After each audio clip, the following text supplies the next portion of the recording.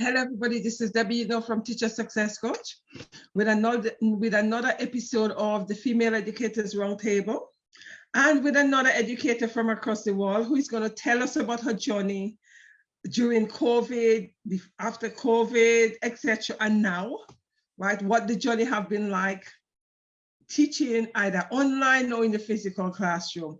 Thank you very much, Jessie, for actually accepting the offer. Welcome, welcome, welcome. Please introduce yourself.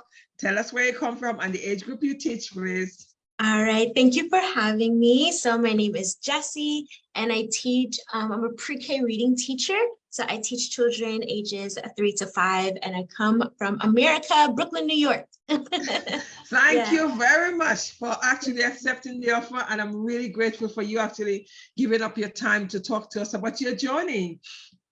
So what has it been like for you, during COVID, before COVID, during COVID, and after COVID? Share your journey with us.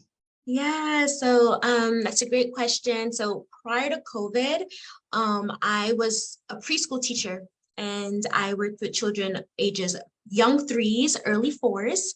And it was great. I love being in contact with the kids. It's special being able to physically be with students. Prior to the pandemic beginning, I kind of already transitioned into the virtual world when I moved to another country. And I taught students English online.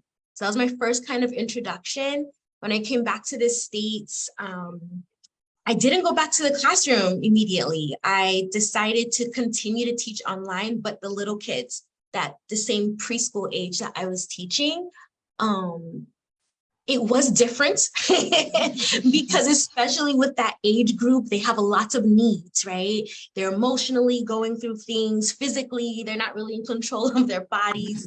And so teaching online was a lot of like getting them to come back to the camera so that I can see them and they're off somewhere in Wonderland.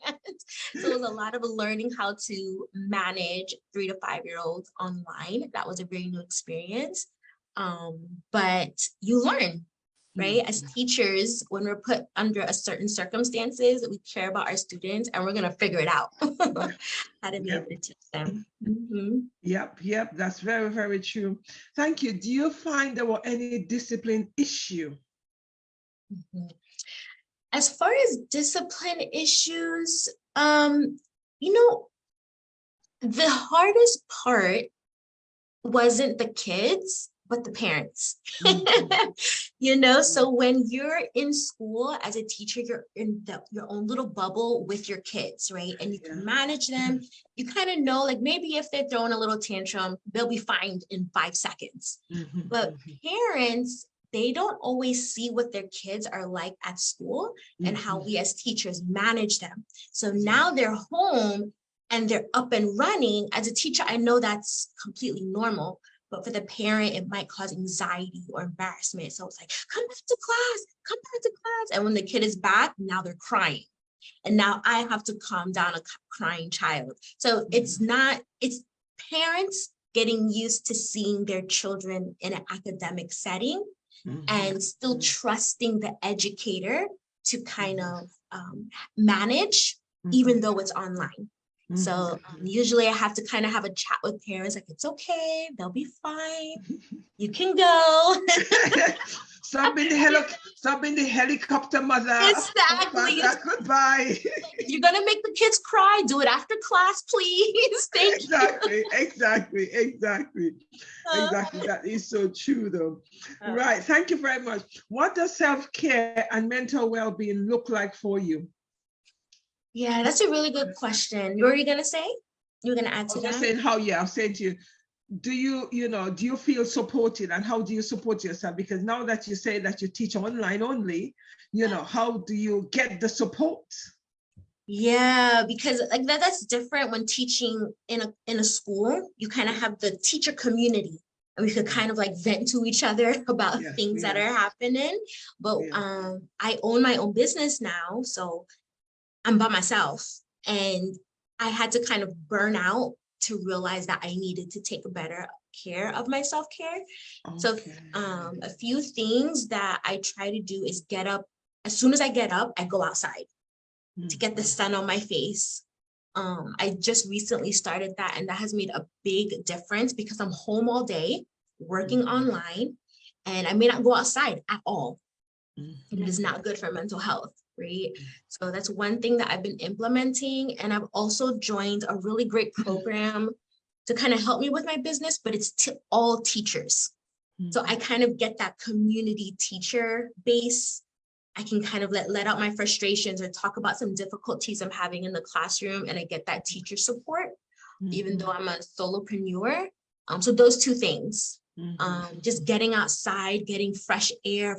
It's something small, but it makes such a huge impact. Yeah. It is so very true, because once we start teaching online, we forget there's an external community. You forget. Yeah. For sure. It just becomes the four walls that you're in. Exactly. It is very, very true. It is very, very true. Thank you for that. As a teacher, what are the things that stresses you out? What stresses me out is feeling that I wasn't effective that day in class. So if I'm like, oh, did my students learn anything? Was I effective? Was I energetic enough? Was I, just hoping that I am doing a good job as a teacher? That is what keeps me up. Making sure I'm being effective, because you just have those few minutes with them and you want to make the most impact. So I'm pretty sure my own unreasonable expectations is what be the most, Yeah. Thank you. As teachers, I think we constantly question ourselves. Did my student learn? Because even though I teach 15, 16, and 17-year-old, I still ask them, what did you learn today? Did you learn anything in my lesson? Yes, exactly. Please tell me you learned something. Exactly. And they will say, oh, yes, miss. I said, really? I said, I found today's lesson really disruptive. No, miss, I've learned X, Y, Z. And I said, okay. So it's me that think you guys didn't learn anything. Yes, exactly. It's always us, because we have such high standards for ourselves, and kids, sometimes they don't give you the response you're looking for, but that doesn't mean they're not learning. So that's very, very true. Thank you for that. You said that you have not gone back into the physical classroom. You remain online. Why have you remained online? Freedom. Okay. So, freedom of it, like being in a school, there are expectations that you need to meet as an educator. And honestly, sometimes they are a little unreasonable because you know your students, but then that pressure of being able to meet those, whether it's testing or managing your class. And now, because I work for myself, I get to design my own curriculum. I get to decide what days I work on, how long my classes are for. I don't see myself going back. Like, once you taste it, you can't go back. It tastes good, right? It tastes so good. It's a little nerve-wracking. It's a bit nerve-wracking because having that teaching in a school kind of gives a bit more stability, But for me, the freedom is just, it tastes too good. I love that. I love it. The taste of freedom is so good. So what does a typical day look like for you? That's a great question. So a typical day, depending on the day, but if it's a day of my group classes, so I usually teach at least 2 group classes in the morning. And then I will do some catching up, maybe emailing parents about how their kid did, or sending in like what the parents will need to bring into class for the following week. And then I do teach older kids. I do tutoring sessions for older students, but that's later in the day because they have to finish school, and that's later in the day. And then other weeks might be just mostly parent correspondence, emailing them and updating my curriculum and things like that. There's, all that admin work that you have to do in the background. But Yeah, once I'm teaching, the days that I'm teaching is a nice one because you get to see the fruits of your labors. On the other days when you're planning everything to happen, could be a bit more stressful. But then you're with the kids and it's like, this was worth it. Yeah. Because, after your plan, you start looking and you see, oh my goodness, they've actually learned X, Y, Z. Yes. Okay, thank you for that. Do you think teaching in the 21st century is more challenging than before? I definitely think so, especially after the pandemic, right? So I'm going to say most children, by the time they went back to school, are all 2 years behind. Mm-hmm. However, the curriculum hasn't caught up to where the kids are.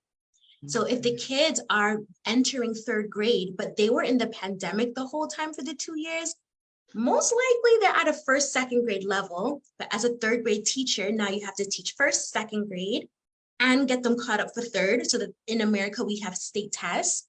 Kids need to now take state tests. And also in a lot of states, they have higher expectations for kindergarten. Some kindergartens want kids already reading by the time they get to kindergarten.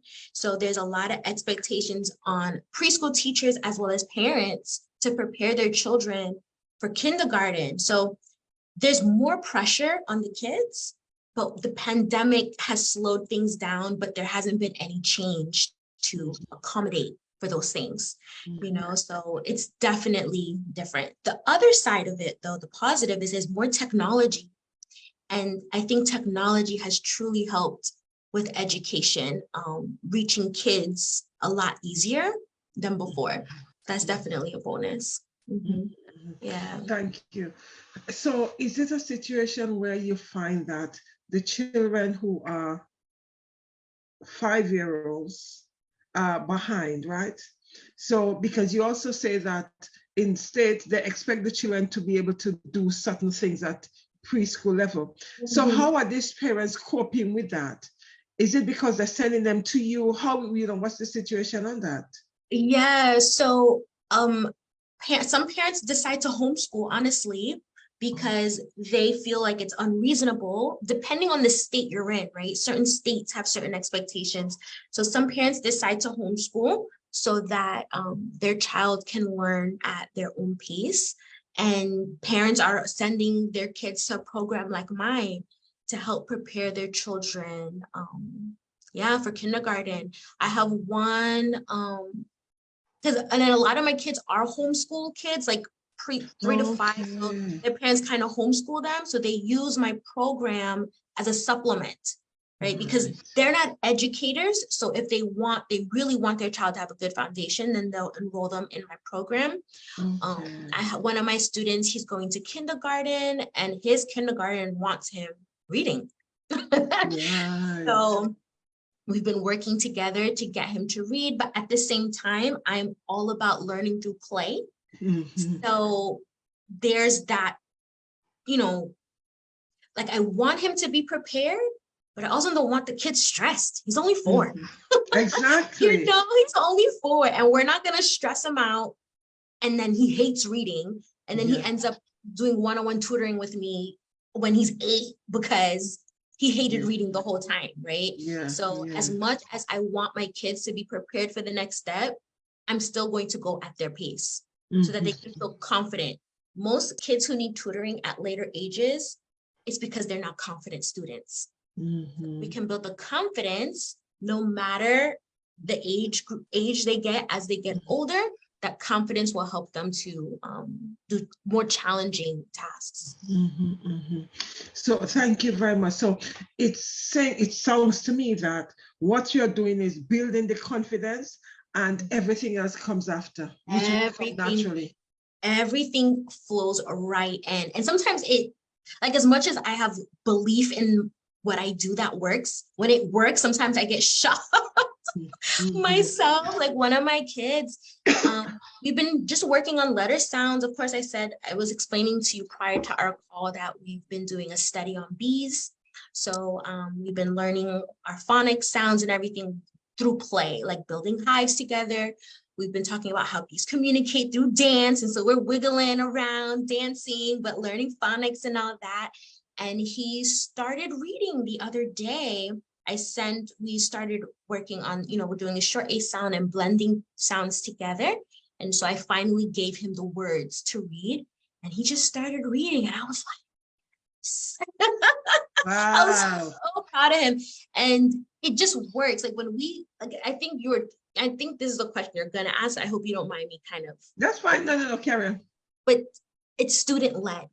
When kids lead the learning, that's when they learn. When we force them, like, memorize the ABCs, know what these letters sound like, it doesn't work.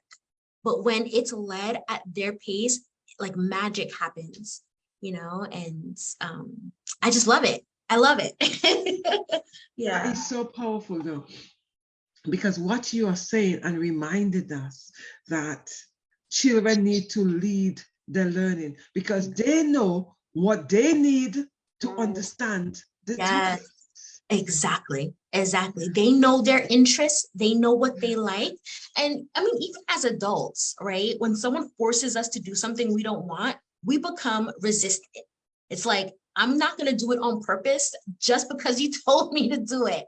So imagine kids who aren't in full control of their bodies, of their minds. They don't know why things are happening, but yet we expect them to follow, when as adults, it's even difficult for us to follow, and we've matured. It doesn't make sense to do that to kids. But when we let them follow, when we follow their lead, we now know how to teach them because they're learning how to advocate for themselves. We can see where the gaps are more naturally and then fill in those gaps for them because they're showing us, right? Yeah. So therefore, this is definitely demonstrating that student-led sessions have great rewards and outcomes.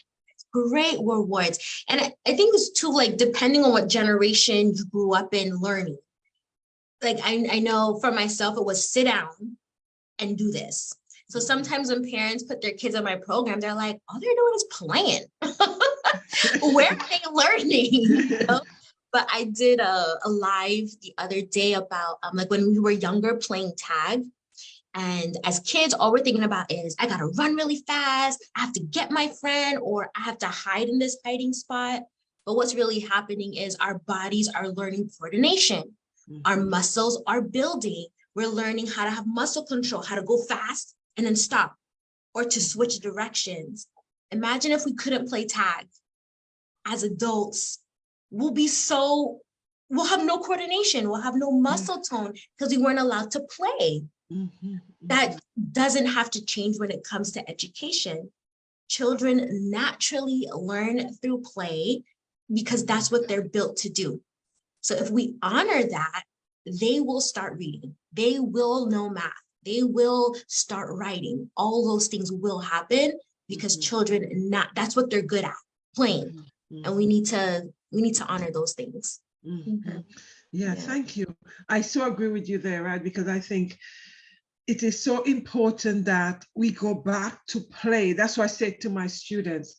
I said, when you were younger, you know how to read, you know how to do so many things because you did it to play and you did it through enjoyment. There was no pressure. No pressure.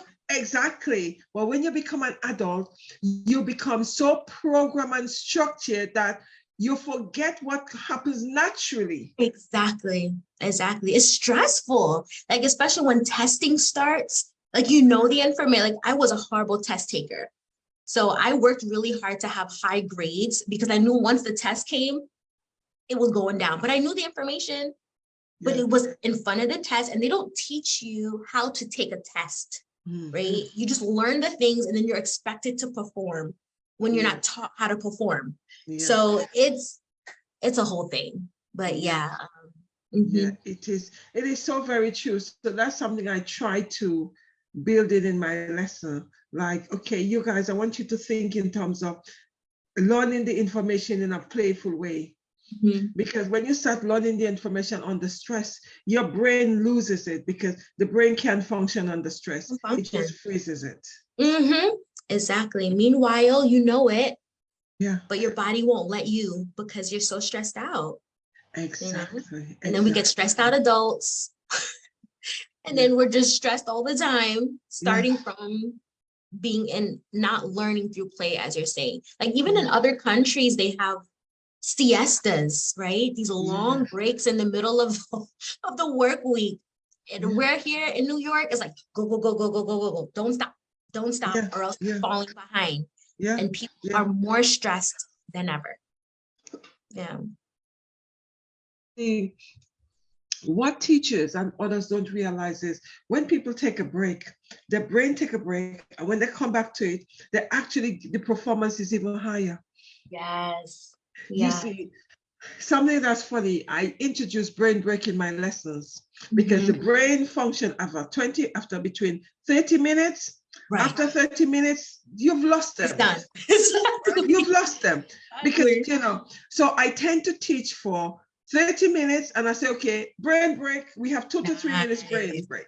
And then Nice. we come back. So we're going to do a coloring, or we're going to do some, I say to them, touch the sky or what's touch the ceiling, Beautiful. whatever, all kind of nonsense. Anyway, one of my students said to me yesterday, Miss, we try to introduce brain break into psychology. And the teacher said, no, this is not, because I teach sociology. The teacher said, no, Mhm. this is not sociology, you just need to sit down and work. So I said to them, I said, I could imagine the teacher is teaching and he's gone right through because you don't even know what they're talking about because you already zoom on. They said, Exactly. Miss, And it's so true. I said, of course it is. exactly. And so what's the point?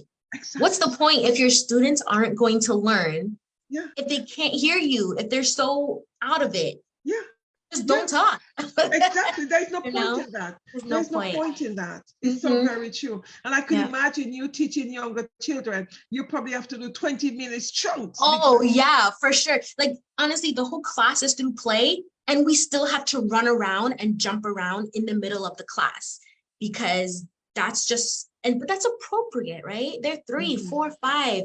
You have to honor that so that they can learn. And mhm, when you were saying about, doing the brain breaks, with my program, Learning Through Play, with you as an educator, giving those brain breaks, we're also training them how to have self-care as an adult. Because mhm, as adults, we don't do that. We have to mhm. sit and we work all day until a task is done, racking our brain.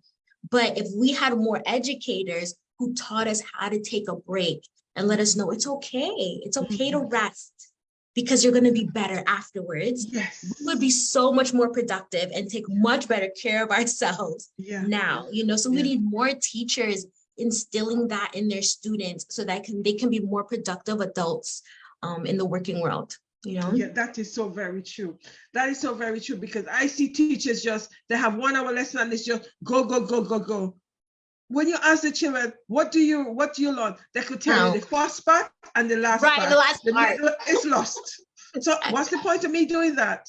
I The might as point. well just chunk it in 30 minutes, Yeah, which means yeah, that I'm going to get more results, right? But teachers exactly. haven't got it in the head yet because they're Yeah, so programmed that you have to be exactly. teaching for the whole hour. Exactly. Yeah, You know, very true. it's really sad. Right, thank you for that. And finally, what are some of the tips that you would give to any teacher who is dealing with the mental health, the well-being, how to reduce stress and overwhelm, and how to reduce burnout? So basically, what 3 tips are you going to give teachers who is already, on the scrap heap because they're so exhausted? Right. So, my first tip, and it's probably something you've already heard, but a morning routine that's just for you. Because I work from home, I would roll out of the bed right to the computer, right? And that's not healthy. So even if it's just 5 minutes, drinking a cup of coffee, just being silent, or going outside, feeling the sun on your face, you have to do something for yourself without worrying about anybody else. That's my first thing. The second thing is, especially as women, we feel like we have to do it all. Mhm. Um, and men don't think that way, I right? know. Men delegate. I They'll know. tell someone else to do or they won't do it, right? But as Exactly. women, we feel like, we have to have children and have our job and do all the things. We don't. And the world will continue to go on if we decide not to do it. It's us who thinks that we have to do it. So really like write a list and really think about like, what can I delegate? Because you can. They may not do it as well as you, but someone else still can do it. What doesn't need to be done? And most likely you'll be only left with a few things on your list, you know? So get that few minutes in the morning for yourself, really deciding to delegate your the things that you have to do. And one thing I'm still working on is finding time for a hobby. I love baking, and I don't know when's the last time I did that. So just, you know, even if it's once a month, you know, starting once a month, just one thing you enjoy that makes you smile. That's not teacher related, just for you. Those are my three suggestions. Thank you very much. It's interesting because, you know, you talk about the hobby and you talk about the delegation. Female have so many issues in terms of delegating because we feel that we feel that in our head that we could be better than everybody else. Hell no. Meanwhile, we're just like exactly. Meanwhile, we're dragging because we cannot even keep ourselves up. We're so exhausted. Exactly. We have to delegate. And like I said, like we, you know, most likely we might do it better, right? But can we take time to train someone else to empower them to be able to do that thing, which empowers us because now we have more time for ourselves. Like we deserve time. We deserve it. And so we have to make that a priority. Doing opposite means that we don't value ourselves. Trying to do it all is not valuing ourselves. We all have like our zone of genius. And if we stick to that zone of genius, then we'll thrive instead of trying to do all the things. Okay. I'm still working on it. I'm not saying it like I'm a pro at it or anything. It's like I'm saying it out loud to remind myself. Yeah, so am I. And I'm hearing it and thinking, yes, that's true. Because there's sometimes depending on the task, I delegate wonderfully. Right. The other times I think can they do it as good as me? Right. But I have to get it in my head. It don't matter how they do it, you know, that's not your business. They do it, it's done. It's done. Exactly. It's done. That's what we have to do. So it's a task. But if we do it, I know the times I like my husband, I'm always saying like, oh, I'm so stressed. And he's like, just tell someone else to do it. And I'm like, just tell someone else to do it. You can do that.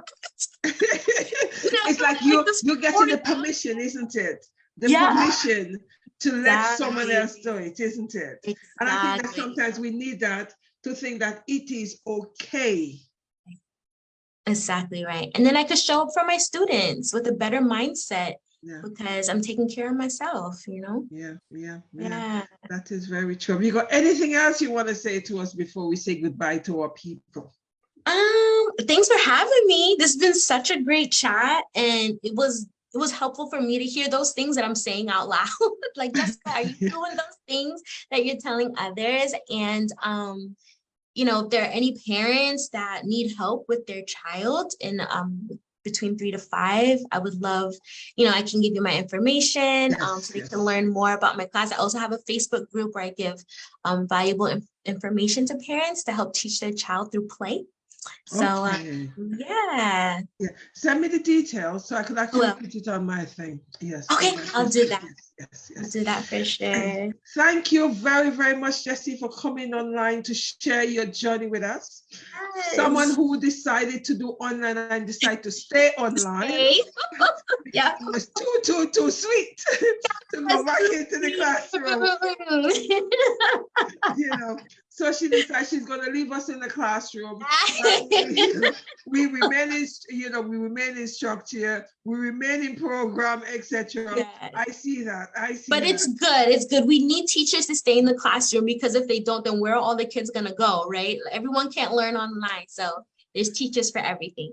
That's very, very true. Because yesterday we were talking about that actually. There's some children who thrive online. Yeah. And there's some children who hate it. They hate it. They don't need to be there. They need to escape their house. Yeah, that's and go into the classroom. Yes, they They need need to that space. escape the house. And that's what came up in our discussion yesterday.